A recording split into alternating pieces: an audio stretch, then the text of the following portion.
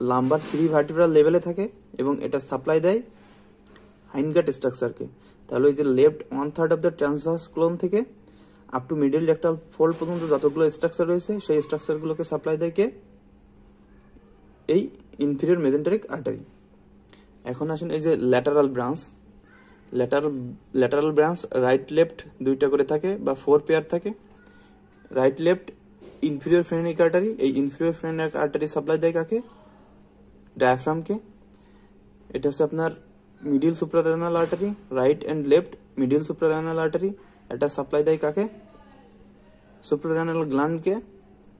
Right left renal artery, এটা supply দেয় কাকে? কিডনিকে। এবং রাইট এন্ড লেফট এই যে গোনাডাল আর্টারি, এটা মেলের ক্ষেত্রে সাপ্লাই দেয় টেস্টিসে এবং ফিমেলের ক্ষেত্রে ব্লাড সাপ্লাই দেয় কোথায়? ওভারিতে।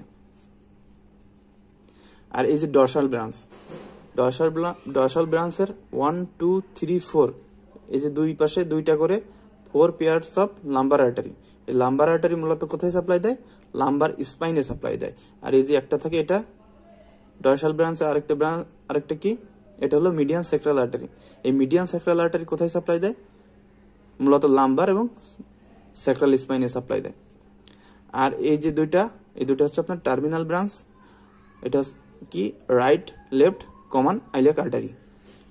তাহলে আমরা খুব সহজে অ্যাবডোমিনাল অ্যাওর্টা কোথায় শুরু হয়, কোথায় শেষ হয় এবং এর যে ব্রাঞ্চ, এই ব্রাঞ্চগুলো সম্পর্কে জানলাম এবং এই ব্রাঞ্চগুলো কোথায় কোথায় ব্লাড সাপ্লাই দেয় সেসব সম্পর্কে জানলাম। আশা করি ভিডিওটি আপনাদের ভালো লেগেছে। যদি ভিডিওটি ভালো লেগে থাকে তাহলে অবশ্যই ভিডিওটি লাইক করবেন এবং সাবস্ক্রাইব করবেন আমার চ্যানেলকে। ধৈর্য ধরে ভিডিওটি দেখার জন্য আপনাদের সবাইকে ধন্যবাদ।